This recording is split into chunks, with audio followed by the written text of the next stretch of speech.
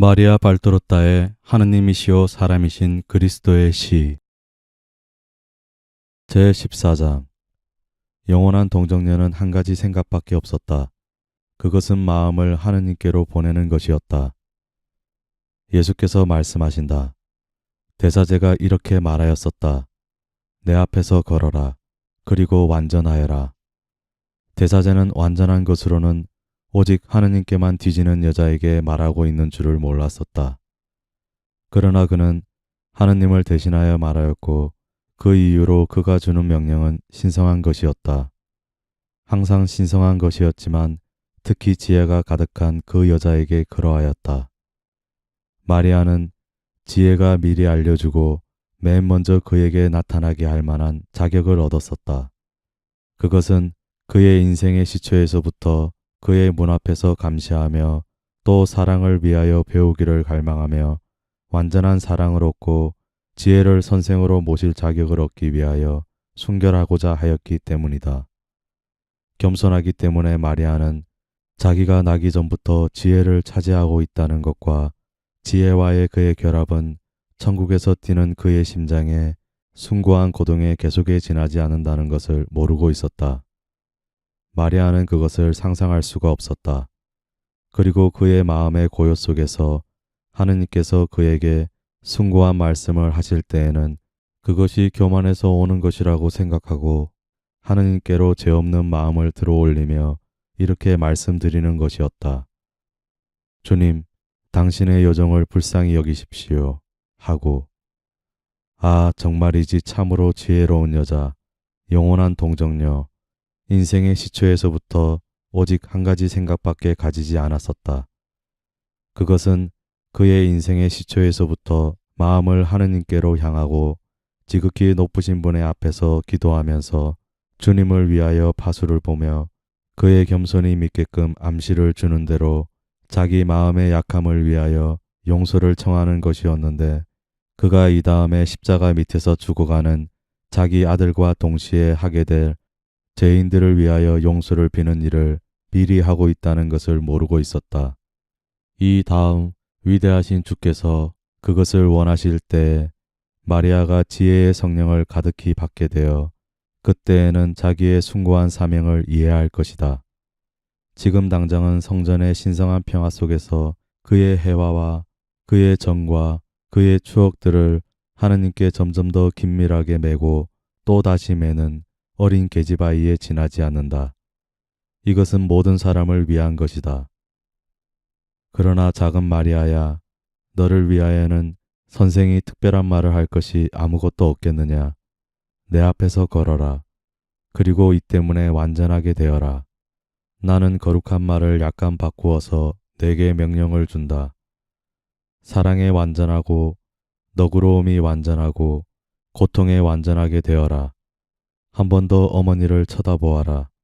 그리고 많은 사람이 모르는 또는 고통이 그들의 구미와 그들의 정신에 너무도 기분 나쁜 것이기 때문에 모르기를 원하는 것에 대하여 묵상하여라. 고통을 마리아는 인생의 시초에서부터 차지하였다. 마리아가 완전했던 것처럼 완전하다는 것은 완전한 감수성도 가지고 있는 것이었다. 이를 위하여는 희생의 고통이 더 심해야 하였고 또 그 때문에 희생이 더 공로가 있기도 하였다. 순결을 가지고 있는 사람은 사랑을 가지고 있고 사랑을 가지고 있는 사람은 지혜를 가지고 있으며 지혜를 가지고 있는 사람은 너그러움과 용맹을 가지고 있다. 그가 누구를 위하여 자기를 희생하는지를 알기 때문이다. 뇌 십자가가 뇌의 몸을 희게 하고 너를 부수고 죽이더라도 뇌 정신을 높이 올려라. 하느님께서 너와 함께 계시다. 제15장 요아킨과 안나의 죽음. 예수께서 말씀하신다. 마치 눈을 머금은 바람이 하늘의 구름을 모아놓는 겨울의 빠른 황혼과 같이 내 조부모님의 생활은 그분들의 태양이 성전의 거룩한 장막 앞에서 빛나려고 거기에 자리 잡은 다음부터 빨리 밤을 겪게 되었다. 그러나 이런 말이 있지 않느냐. 지혜는 그의 아들들에게 생명을 불어 넣어주고 그를 찾는 자들을 보호한다. 지혜를 사랑하는 사람은 생명을 사랑하고 지혜를 위하여 파수를 보는 사람은 그 평화를 즐길 것이다. 지혜를 차지하는 사람은 생명을 유산으로 받을 것이다. 지혜를 섬기는 사람은 거룩한 이에게 순종할 것이고 지혜를 사랑하는 사람은 하느님께 많은 사랑을 받는다. 지혜를 믿는 사람은 그것을 유산으로 받을 것인데 그 유산은 후손들에게 확인되어 실현 중에 그와 같이 있게 될 것이다. 그는 우선 하느님의 선택의 대상이 될 것이고 다음에는 하느님께서 그에게 염려와 두려움과 시련과 당신의 규율의 채찍질을 보내시어 그의 생각에 시련을 겪게 하시고 그를 믿을 수 있게 될 때까지 그를 단련하실 것이다. 그러나 그 다음에는 그를 확고하게 하시고 곧은 길로 그에게 다시 오시어 그를 만족스럽게 만드실 것이다. 그에게 당신 비밀을 드러내 보이실 것이고 정의 속에서 그에게 지식과 지혜의 보물을 넣어 주실 것이다. 그렇다. 이 모든 말이 있다. 지혜서들은 거기에서 그들의 행동의 거울을 얻어 만나는 모든 사람에게 적합하다. 그러나 지혜의 정신적인 애인들 사이에서 우리가 알아볼 수 있는 사람들은 행복하다. 나는 내 인성에 의한 친척들 가운데 성인들에 둘러싸였었다. 안나, 요아킴, 요셉, 스가리야, 그리고 또 엘리사벳, 그리고 세레자. 이들이 진짜 성인들이 아니냐. 나는 지혜가 그 안에 거처를 차지하고 있던 내 어머니에 대하여는 말하지 않는다. 젊었을 때부터 무덤에 이르기까지 지혜는 내 조부모에게 하느님의 뜻에 맞는 생활 방식을 불어넣었었다. 미친 듯이 날뛰는 자연력의 분노에서 보호해주는 천막과 같이 지혜는 그분들을 재해 위험에 대하여 보호하였다. 하느님께 대한 거룩한 두려움은 지혜의 나무의 근본에 있어 거기에서 그 나무의 모든 가지들과 같이 우뚝 솟아 그 꼭대기에 올라가 그 평화 속에서 조용한 사랑과 그 안전 속에서 평온한 사랑과 그 충실 속에서 자신만만한 사랑과 그 힘 속에서 충실한 사랑과 성인들의 온전하고 용감하고 활발한 사랑과 합치게 된다. 지혜를 사랑하는 사람은 생명을 사랑하고 생명을 유산으로 차지한다고 집에서는 말한다. 그러나 이것은 내 사랑 때문에 생명을 잃는 사람은 그것을 구할 것이다 라고 한 내 말과 관련된다. 불쌍한 이 세상의 생명에 대한 말이 아니라 영원한 생명에 대한 말이며 한 시간 동안의 기쁨에 대한 말이 아니고 불멸의 기쁨에 대한 말이기 때문이다. 이런 뜻으로 요아킴과 안나가 지혜를 사랑하셨고 지혜는 시련 중에 그분들과 같이 있었다. 너희들 중에 얼마나 많은 사람이 완전히 악하지 않으면서도 절대로 울 일도 괴로워할 일도 없기를 원하고 있는지. 마리아를 딸로 가질 자격을 얻은 저 의인들이 얼마나 많은 시련을 겪지 않으셨느냐. 정치적인 박해로 인하여 그분들은 극도로 가난하게 되어 다윗 가문의 땅에서 쫓겨나셨다. 제가 두 분을 계승합니다 하고 말할 꽃 한 송이 없이 세월이 흘러가는 것을 보는 슬픔. 또 그 다음에는 이미 나이가 많아서 그 꽃을 얻었기 때문에 그분들이 그 꽃에서 여인이 활짝 피어나는 것을 보지 못할 것이라는 것이 확실하다는 걱정. 그 다음에는 그 꽃을 자기들의 마음에서 억지로 떼어내 하느님의 제단으로 가져가야 하는 일.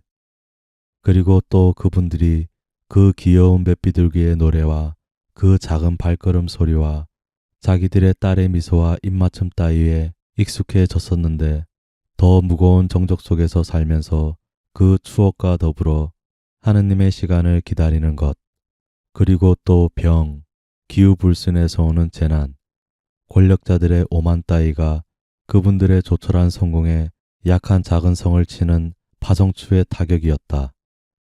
그런데 이것이 전부가 아니다. 혼자서 가난하게 그렇게 멀리 떨어져 있으며 자기들의 정성과 희생에도 불구하고 아버지의 얼마 안 되는 재산밖에 가지지 못하게 될 딸에 대한 괴로운 기억, 그리고 마리아가 돌아오기를 기다리는 동안 아버지의 재산이 아직 여러 해 동안 경작되지 않고 다친 채로 남아있으면 마리아가 그 재산을 어떤 상태로 발견할 것인가?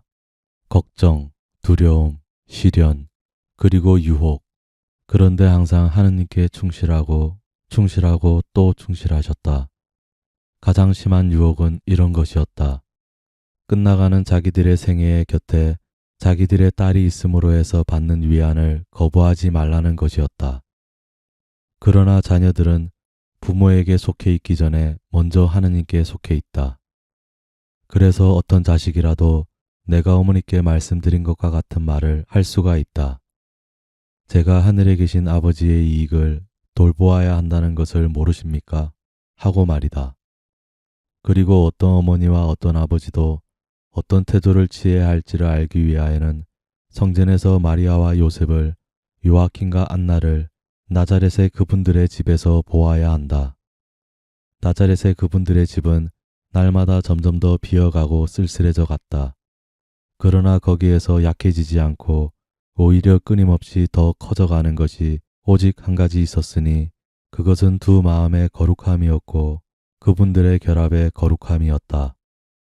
몸이 성하지 못한 요아킨과 그분의 애달픈 아내 안나에게 죽음을 기다리는 노인들의 길고 고요한 저녁 시간을 밝혀줄 것으로 무엇이 남아있느냐. 저 멀리 떨어져 있는 그들의 어린 딸의 작은 옷들과 처음에 신었던 작은 샌들, 가엾은 장난감, 그리고는 추억들이다. 그리고 그 추억들과 더불어 그분들에게 와서 이렇게 말하는 평화이다. 나는 괴롭다. 그러나 나는 하느님께 대한 내 사랑의 의무를 다하였다. 하고. 그래서 세상 사람들에게는 알려지지 않은 천상의 빛으로 빛나는 초인적인 기쁨이 왔다. 그 기쁨은 쇠퇴한 눈꺼풀과 죽어가는 눈에 내려온다는 사실로 인하여 빛을 잃지 않고 오히려 마지막 시간에 더 빛나고 마치 나비들이 고치 속에 갇혀 있듯이 일생 동안 그분들의 영혼 안에 남아있으면서 그 존재를 가벼운 번쩍임으로 된 우아한 움직임만으로 나타내던 진리들을 빛나게 한다. 그러나 이제는 그 진리들이 태양과 같은 날개를 펼치고 그것들을 장식하는 말들을 보인다. 그리고 그분들의 입술에 그분들의 하느님께 대한 마지막 찬미가 피어나는 동안 그분들과 그분들의 후손들을 위한 복된 미래를 아는 가운데 목숨이 꺼져갔다. 내 조부모님의 거룩한 생애가 그럴 자격을 얻었던 대로 그분들의 죽음은 이러하였다. 그분들의 거룩함 때문에 그분들은 하느님의 사랑을 받는 여자의 첫 번째 보호자가 되는 자격을 얻으셨다. 하나의 태양이 와서 그분들의 생애의 끝 무렵에 그분들을 비추었을 때에야 비로소 그분들은 하느님께서 주셨던 은총을 완전히 보게 되었다. 그분들의 성덕으로 인하여 안나는 해산의 고통을 겪지 않으시고 오히려 티 없는 아기를 뱉다가 황홀한 가운데 낳으셨다. 두 분 모두에게 임종의 고통이 아니었고 다만 새벽에 해가 뜰 때 별이 꺼지는 것 모양으로 꺼지는 생명의 무기력이었다. 그리고 비록 요셉과 같이 사람이 된 지혜인 나를 차지하는 위로는 받지 못하셨지만 나는 보이지 않는 현존으로 그분들 곁에 있으면서 승리의 날이 올 때까지 평화 속에 잠드시게 하기 위하여 그분들의 머리맡에 몸을 숙이고 숭고한 말을 해드렸다. 그들도 아담의 후손이었는데 왜 고통 없이 아이를 낳고 죽고 했겠는가 하고 어떤 사람은 말할 것이다. 나는 그들에게 이렇게 대답한다. 내 어머니의 태중에 있는 내게 가까이 온 것으로 인하여 아담의 후손이며 원죄의 상태에서 임신이 된 세례자가 나기 전에 성화되었는데 흠이 침범하지 못한 지극히 거룩한 여자의 거룩한 어머니, 하느님의 보호를 받고 거의 하느님과 같은 그의 정신과 아직 발달하지 않았지만 아버지께서 그를 생각하신 순간부터 하느님과 떨어진 일이 없으며 하늘에서 영원히 영광스럽게 하느님을 차지하려고 돌아가니에 태중에 잉태된 여자의 거룩한 어머니는 아무 은총도 받지 못하였겠느냐 하고. 나는 그 사람에게 이렇게 대답한다. 올바른 양심은 평온한 죽음을 마련해주고 성인들의 기도도 너희에게 그 같은 죽음을 얻어준다고. 요아킨과 안나는 그분들 뒤에 올바른 일생을 가지고 계셨다. 죽는 순간의 그 올바름이 마치 조용한 파노라마 같이 그분들을 하늘로 인도하는 길같이 그분들에게 나타나는 것이었다. 그리고 또 그분들에게는 하느님의 성막 앞에서 기도하는 거룩한 딸이 있었다. 그 딸은 자기에게서 멀리 떨어져 있지만 그에게는 최고의 선이신 하느님 다음으로 오고 또 율법과 인간의 마음이 시키는 대로 사랑하되 초자연적으로 완전한 사랑으로 사랑하는 부모를 위하여 기도하고 있었다. 제16장 내가 그리스도의 어머니가 되어야 할 것이다. 어제 금요일 저녁이야 비로소 내 영혼이 환영에 대하여 밝히 알게 되었다. 내가 본 것은 다만 다음과 같은 것뿐이었다. 아주 어린 마리아, 기껏해야 12살쯤 되었을 마리아이다. 그 작은 얼굴은 이제는 어린 나이의 특징인 둥근 형태를 띠지 않고 윤곽이 잡히는 타원형 속에 벌써 성숙한 여인의 얼굴 모습을 예감할 수 있다. 머리도 이제는 가볍게 굽슬거리며 목덜미로 흩어져 내려오지 않고 대단히 옅은 금색에 금발이 어떻게나 밝은지 은색이 섞인 것 같아 보인다. 두 줄기 따느린 머리로 모아져서 어깨 위로 드리워져서 허리까지 내려온다. 얼굴은 비록 여전히 어린아이의 아름답고 순결한 어린 여자아이의 얼굴이기는 하지만 더 생각이 깊고 더 성숙한 얼굴이다. 마리아는 온통 흰옷을 입었다. 마리아는 아주 작은 방에서 작고 하얀 방에서 바느질을 하고 있다. 열린 창문으로는 성전의 우람한 중앙 건물이 보이고 그 다음에는 작은 마당들에 내려오는 계단들 전부와 회랑들이 보이며 둘러친 성벽 너머로는 성 안의 길들과 집들과 정원들 그리고 저 안쪽으로는 올리브 나무산의 울퉁불퉁한 꼭대기가 보인다. 마리아는 바느질을 하면서 작은 목소리로 노래를 부른다. 그것이 성가인지는 모르겠다. 노래는 다음과 같다. 맑은 물거울처럼 별 하나가 내 마음 저 안쪽에 반짝이며 나타나는구나. 어렸을 때부터 별은 늘 내 안에 있으면서 아주 우아하게 사랑으로 나를 인도하네. 이것은 내 마음속에 있는 노래인데 어디서 오는 것인지 모르겠네. 사람아, 너는 그것을 모른다. 그것은 거룩하신 분이 쉬시는 데에서 오는 것이네. 나는 내 밝은 별을 쳐다보며 아무리 다정스럽고 값진 것이라도 내 별이 아닌 것은 아무것도 원치 않네. 나는 온전히 내 것인 별에 다정스러운 빛밖에 원치 않네. 별아, 너는 하늘 높은 곳에서 나를 어머니의 태로 가져다 주었지. 이제는 내가 내 안에서 살고 있지만 베일을 거쳐서 아버지의 영광스러운 모습을 보내. 거룩하신 아버지, 구세주의 보잘것없는 종이 되는 영광을 언제 제게 주시렵니까? 하늘에서 보내소서. 우리에게 메시아를 보내소서. 마리아의 제물을 받으소서. 마리아는 입을 다물고 미소를 짓고 한숨을 쉬고 그리고는 무릎을 꿇고 기도를 한다. 그의 작은 얼굴은 오직 빛일 뿐이다. 놀랍도록 파란 아름다운 여름 하늘로 눈길을 보내며 마리아는 거기에서 모든 빛을 끌어들여 그 빛을 사방으로 퍼뜨리는 것 같다. 아니, 그보다도 오히려 그의 안에 숨어있는 어떤 태양이 그 빛으로 비추고 마리아의 약간 볼그레한 눈같이 흰 살에 볼을 켜놓은 것 같고 그런 다음 사물들과 땅을 비추는 태양에까지 터지고 땅을 축복하고 그것에 많은 이익을 약속하는 것 같다. 사랑의 기도를 드린 다음 마리아가 일어나려고 하는 동안 그의 얼굴에는 여전히 황홀의 빛이 남아있다. 그때 파누엘의 늙은 안나가 들어온다. 안나는 어리둥절해서 또는 적어도 마리아의 행위와 모습에 깜짝 놀라 걸음을 멈춘다. 안나는 마리아 하고 그를 부른다. 그러니까 소녀는 미소를 띠고 돌아선다. 그 미소는 아까와는 다르지만 여전히 매우 아름답다. 마리아는 인사를 한다. 안나 선생님, 선생님께 평화가 있기를 하고. 기도를 드리고 있었니? 너는 기도를 넉넉히 드린 때가 도무지 없니? 저는 기도만 하면 넉넉할 거예요. 그렇지만 저는 하느님과 말을 해요. 안나 선생님, 선생님은 제가 하나님을 얼마나 제 가까이에 느끼는지 알 수 없으세요. 하느님께서 이런 교만을 용서해 주시기를 바랍니다. 그렇지만 저는 저 혼자인 것을 느끼는 때는 도무지 없어요. 아시겠어요? 여기 금빛과 흰빛으로 된 이 집에 이중 휘장 뒤에는 지성소가 있어요.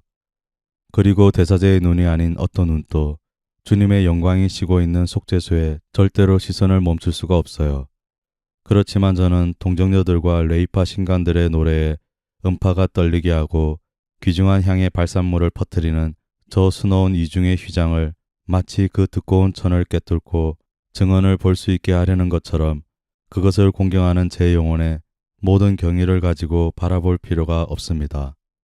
물론 저는 그 휘장을 바라보아요. 제가 이스라엘의 자손처럼 경의를 가지고 그것을 바라보지 않는가 하고 걱정하지 마셔요. 교만이 지금 제가 선생님께 말씀드리는 것을 제게 생각하게 하면서 제 눈을 멀게 하지 않는가 하고 걱정하지 마셔요. 저는 그것을 바라보아요.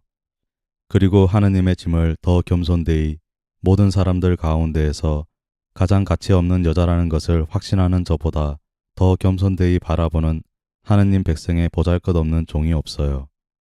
그렇지만 제게는 무엇이 보입니까? 휘장이 보여요. 그 휘장 저쪽에는 무엇이 있다고 제가 상상하나요? 성막입니다. 그리고 성막 안에는 무엇이 있고요. 그렇지만 제가 제 마음속을 들여다보면 당신 사랑의 영광으로 빛나시는 하느님이 보이시고 그분이 제게 너를 사랑한다 하고 말씀하셔요. 그리고 저도 그분께 저도 하느님을 사랑합니다 하고 말씀드리고 제 심장이 한번 뛸 때마다 이 서로의 입맞춤 속으로 녹아들어가고 거기에서 새로워져요. 저는 여러분 대단히 사랑하는 선생님들과 동무들 가운데 있습니다. 그렇지만 불꽃의 동그라미가 저를 여러분에게서 외따로 떼어놓아요. 동그라미 안에는 하느님과 제가 있고요. 그리고 저는 하느님의 불꽃을 통해서 여러분을 보고 또 그렇게 여러분을 사랑해요. 그렇지만 여러분을 육체에 따라서는 사랑할 수가 없고 또 아무도 절대로 육체에 따라서 사랑하지 못할 것입니다. 제 유일한 사랑은 저를 사랑하시는, 정신에 따라 사랑하시는 그분이십니다. 나는 나의 운명을 알고 있다. 여러 세기째 내려오는 이스라엘의 율법은 어떤 동정녀를 가지고도 아내를 만들고 어떤 아내를 가지고도 어머니를 만들고자 해요. 그러나 율법에 복종하는 저는 내가 너를 원한다 하고 말하는 목소리에 복종합니다. 저는 동정녀이고 동정녀로 있겠습니다. 제가 어떻게 그렇게 할 수 있겠느냐고요?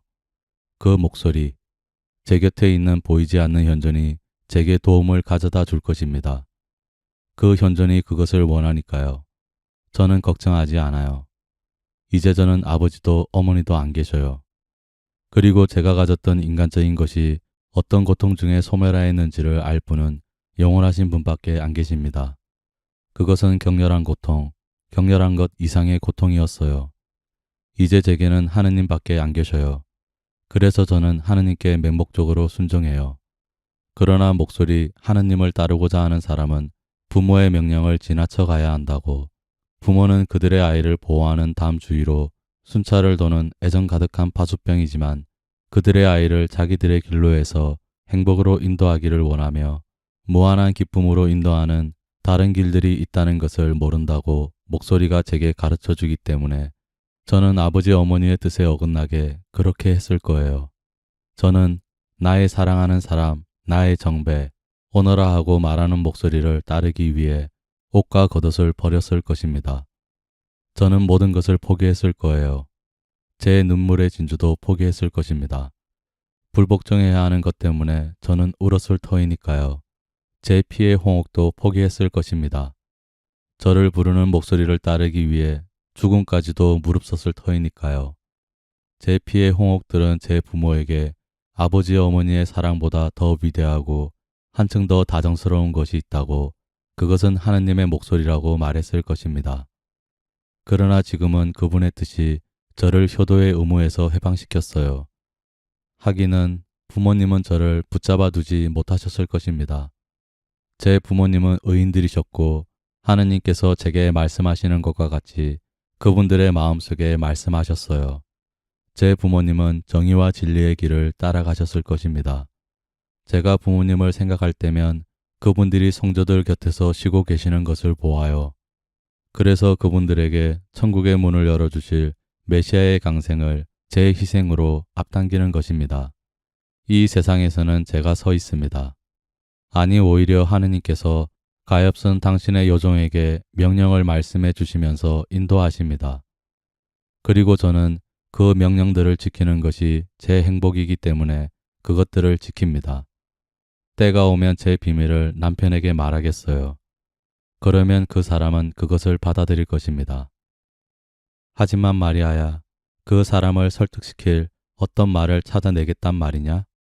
너를 반대하는 것으로는 남자의 사랑과 율법과 생명이 있을 터인데 저는 하느님을 모시고 있을 거예요. 하느님께서 제 남편의 마음을 열어 빛을 받아들이게 하실 것입니다. 생명은 관능의 자극을 잃고 사랑의 향기를 내뿜는 순결한 꽃이 될 거예요. 율법은 안나 선생님, 저를 하느님을 모독하는 여자라고 부르지 마세요.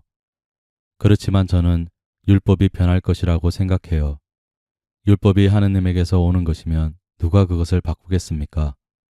그렇게 하실 권한을 가지신 오직 한 분, 하느님께서 그렇게 하실 것입니다. 때가 가까웠어요. 여러분에게 말씀드리지만 여러분이 생각하시는 것보다 더 가까웠습니다. 다니엘 예언서를 읽는 중에 제 안에 제 마음 한가운데에서 오는 큰 빛이 나타났어요. 그리고 제 정신은 그의 비밀의 말의 뜻을 깨달았습니다. 의인들의 기도 때문에 그 70주기가 단축될 것입니다. 횟수가 바뀔 것이란 말인가요? 아닙니다. 예언서는 거짓말을 안 해요. 그렇지만 태양의 운행이 아니라 달의 운행이 예언의 때를 재는 기준입니다.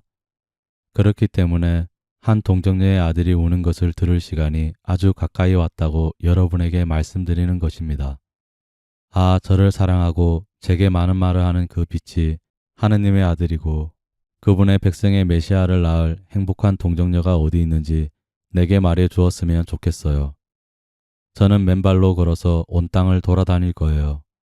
추위도 얼음도 먼지도 삼복더위도 야수도 굶주림도 제가 그 동정녀를 만나서 이렇게 말하는 것을 막지 못할 거예요. 당신 여종에게, 그리스도의 종들의 여종에게 당신 집에서 살게 허락해 주십시오. 저는 맷돌질을 하고 앞찾기를 누르겠습니다. 저를 맷돌질하는 종으로 당신 양떼의 양치기로 당신의 아들의 기저귀 빠는 일에 부엌에 화덕 일에 당신이 원하는 데에 써주십시오. 그렇지만 받아주시기만 하십시오. 아기를 보게 해 주십시오. 그 목소리를 듣게 해 주십시오. 아기의 눈길 하나라도 받게 해 주십시오. 하고 말입니다.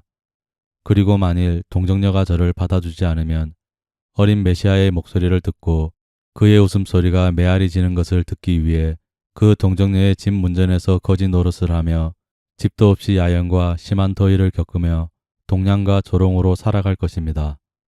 그러다가는 메시아가 지나가는 것을 보고 또 어쩌면 어느 날 그분에게서 동냥으로 빵을 좀 얻을지도 모르지요. 아, 굶주림이 제 위를 괴롭히면 그리고 그렇게 오래 굶어서 제가 쇠약해지는 것을 느끼면 저는 그 빵을 먹지 않겠어요. 그 빵을 진주 주머니처럼 가슴에 꼭 껴안고 그리스도의 손의 향기를 맡으려고 그 빵에 입 맞추겠어요. 그러면 그때부터는 배도 고프지 않고 춥지도 않을 것입니다. 그 접촉으로 제가 황홀과 열과 황홀과 양식을 받을 터이니까요. 내가 그리스도를 그다지도 사랑하니 내가 그리스도의 어머니가 되어야 할 것이다. 그 때문에 내가 동정녀로 그대로 있기를 원하는 것이지? 아, 아닙니다. 저는 비참하고 먼지 같은 인간입니다. 저는 감히 영광을 향해 눈을 들지 못해요. 그렇기 때문에 그 뒤에 보이지 않는 야외에 현존이 계신 것을 아는 이중시장보다는 제 마음속을 보기를 더 좋아하는 것입니다. 저기에는 시나이 산에 무서운 하느님이 계십니다. 그런데 제 안에는 우리 아버지, 사랑이 빛나는 얼굴이 보입니다. 우리 아버지는 바람이 그 무게를 느끼지 않고 들어올리는 어린 새와 같이 아주 작고 꽃이 피어 향기를 풍기고 향기가 나고 순결한 부드러운 힘밖에는 바람에 대항시키지 않는 야생 은방울꽃 대같이 약하기 때문에 제게 미소를 주시고 축복해 주십니다. 제 사랑의 바람이신 하느님, 아닙니다.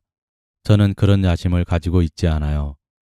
그러나 하느님과 어떤 동정녀에게 나실 분, 지극히 거룩하신 분의 거룩하신 이에게는 하늘에서 당신 어머니를 위하여 택하신 것과 세상에서는 그분에게 하늘에 계신 아버지께 대하여 말하는 것, 즉 순결밖에는 마음에 드는 것이 없어요.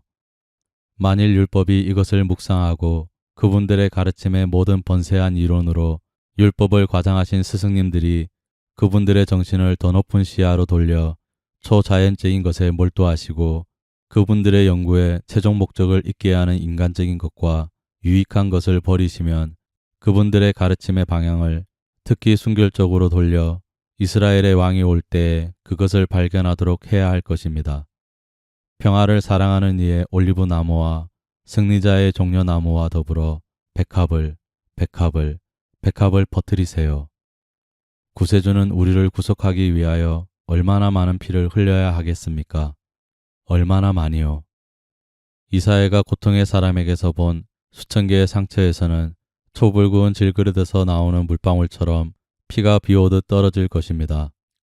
그 신성한 피가 독신과 하느님을 모독하는 언사가 있는 곳에는 떨어지지 말고 그것을 받아들이고 모아서 정신이 병든 사람들과 곰팡이 쓴 영혼들과 하느님께서 보시기에 죽은 모든 사람들에게 부으려는 향기로운 순결의 잔에 떨어지기를 바랍니다. 그리스도의 땀과 눈물을 그 깨끗한 꽃잎의 흰옷으로 닦아드리게 백합꽃들을 주세요. 백합꽃들을. 받게 받으시는 그분의 뜨거운 열을 위하여 백합꽃을 주세요. 아, 당신을 가질 백합꽃이 어디에 있을 것입니까? 당신의 티로 물들고 당신이 돌아가시는 것을 보고 고통으로 죽을 그 사람이 어디에 있을 것입니까? 당신의 핏기 없는 몸에 눈물을 뿌릴 그 사람이 어디에 있을 것입니까? 오 그리스도여, 오 그리스도여, 내 한숨이여. 마리아는 입을 다물고 울음을 터뜨리고 쓰러진다. 안나는 한동안 말이 없다가 나이 많은 여자의 억양 없는 강격한 목소리로 말한다. 마리아야, 내게 가르쳐 줄 것이 또 다른 것이 있니? 마리아는 제정신으로 돌아온다. 마리아는 겸손한 마음으로 선생이 자기를 비난하는 줄로 생각한 모양이어서 이렇게 말한다. 아, 용서하셔요. 할머니는 제 선생님이시고 저는 아무것도 아닌 불쌍한 계집아입니다. 그렇지만 그 말은 제 마음에서 솟아나왔어요. 제가 말을 하지 않으려고 아무리 그 말을 주의해도 소용없어요. 점점 더 세차져서 둑을 무너뜨리는 강물과 같아요. 저는 휩쓸려 가고 말은 넘쳐 흐르고 말아요. 제 말은 상관하지 마시고 제 거만을 꺾으세요. 신비로운 말들은 하느님께서 당신 인자로 은혜를 베풀어 주시는 마음의 은밀한 속에 남아 있어야 할 것입니다. 저도 그것을 압니다. 그렇지만 그 보이지 않는 현저는 하도 기분 좋은 것이어서 저는 완전히 거기에 도취하고 맙니다. 안나 선생님, 선생님의 어린 종을 용서해 주셔요. 안나는 마리아를 가슴에 꼭 껴안는다. 주름살이 많은 얼굴 전체가 떨리고 눈물로 번쩍인다. 잠 물결이 이는 늪으로 변하기 전에 울퉁불퉁한 땅 위에서 물이 그렇게 하는 것처럼 눈물이 주름들 사이로 스며든다. 그러나 이 늙은 여선생은 웃음을 자아내지 않고 오히려 크나큰 존경을 일으킨다. 마리아는 그 작은 얼굴을 늙은 여선생의 가슴에 묻고 그의 품에 안겨 있다. 그리고 모든 것은 이렇게 끝난다.